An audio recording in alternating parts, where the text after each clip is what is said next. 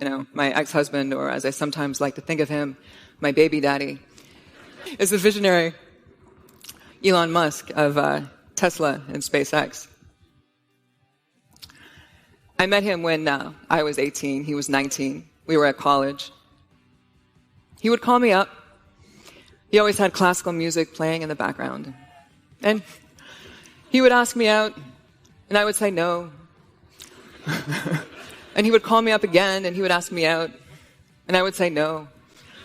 And it went on like this until we ended up living together in an apartment in the Bay Area, which we shared with 3 roommates and a miniature dachshund who was not house-trained. And by the time we divorced, we were living in a house in Bel Air with no roommates and a miniature dachshund who still was not house-trained. So it's a really funny Simpsons episode. Elon has this meaningful relationship with Homer. It's very romantic. And at one point, the Smithers character says to another character that somebody like Elon must have a darkness in his soul.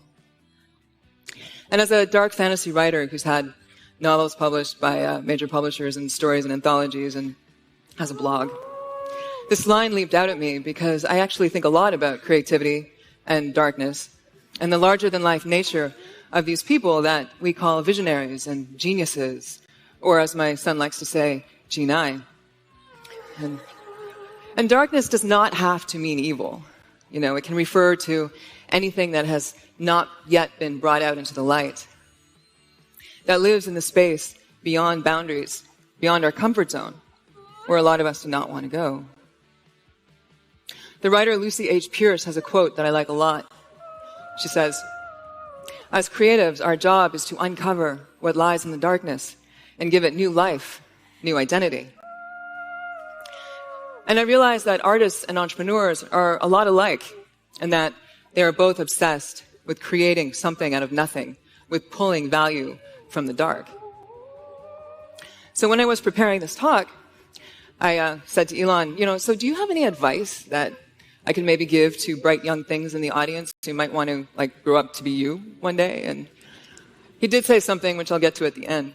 But he also said, I don't know if they would still want that, if they really knew what it's like to be me. And it made me think that before we call these people visionaries, before they have that kind of success, we have other words for them. We call them, geek, or outsider, socially awkward, weird, a little different, odd one out. I'd been friends with one person for 10 years before he told me that when he was a kid, he hated going to school because the other kids liked to follow him home and they would throw soda cans at his head. So he sought refuge in computer games, which got him into coding, which led to the creation of his first company, which he sold by the time he was in his mid-20s. So, nobody is throwing cans at him now. During my years with Elon, I became familiar with a distinct and deeply tribal mentality known as engineers.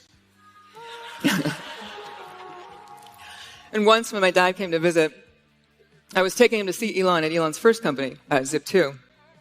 And we were crossing through the office park, and we saw these lanky dudes in jeans and T-shirts, and they were racing these remote-controlled contraptions around the parking lot and banging them into cars. And my dad said to me, "Oh, are these the children of the engineers?"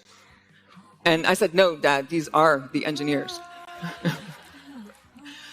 And when Elon and I would travel, and we had to fill out those forms at customs that wanted to know your occupation, Elon never wrote down CEO or King of the World or Studley International Playboy. He wrote engineer. And he wore jeans and T-shirts to work. And whenever we went shopping for clothes, or later consulted with the stylist whose name was Martin, he would say, no, you don't understand. I can't look cool or hip because I have to look like an engineer. And one of the things that he told me although I don't know if it's as true now as it was back then, was that engineers could not quite figure out why it was that the suits made the big money when it was the engineers who actually built the stuff that they were selling. And meanwhile, the suits would listen to the engineers talk and they would have no idea what they were saying. And that's when I realized that Elon was somebody who had learned to speak both languages. And he could move between the tribes because he was an engineer in a suit. And he brought together worlds. And this is what an engineer does. I mean, this is what a visionary does. They not only create something new, but they become the living embodiment of it. They don't just tell us a new story. They are that story. And soon they don't even have to open up their mouths. They just walk into the room. I recently read a profile on Elon, and he's quoted as saying something to a friend, and this happened during the time we were still married together. And he said something to this friend that he never said to me. And he was saying that he was prepared to sacrifice everything, his entire fortune, to get a rocket into orbit. And he said, I don't care if Justine and the kids and I end up living in Justine's parents' basement. I'm going to make this happen.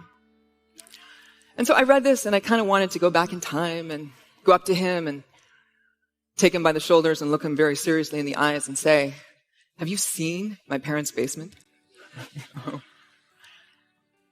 So I'd like to wrap up by getting to Elon's advice, which is to always go beyond memorizing formulas, passing tests, to always go deep into the underlying principles of a subject, to track any problem down to the root cause buried in the dirt and the dark.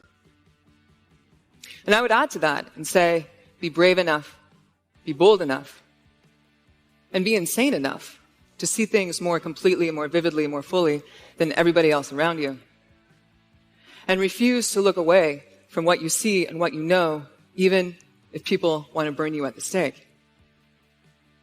Because visionaries, they take all that passion and their badass personalities and their mad skills and the mastery of their chosen subject matter, and they use it to put themselves on the line, unlike anybody else you'll ever meet. And it's this that allows them to open up windows into another deeper reality in which transformation is possible and things of awe happen on a regular basis.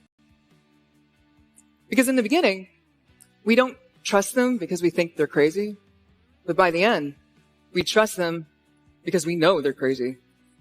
They're crazy enough to accomplish anything and risk it all in order to bring us something new to believe in. They might make lousy husbands and terrible wives. They might be the friend who never sends you a birthday present and forgets to show up for coffee. But they bring light to the dark, and they show us the universe. Keep the channel open. Thank you.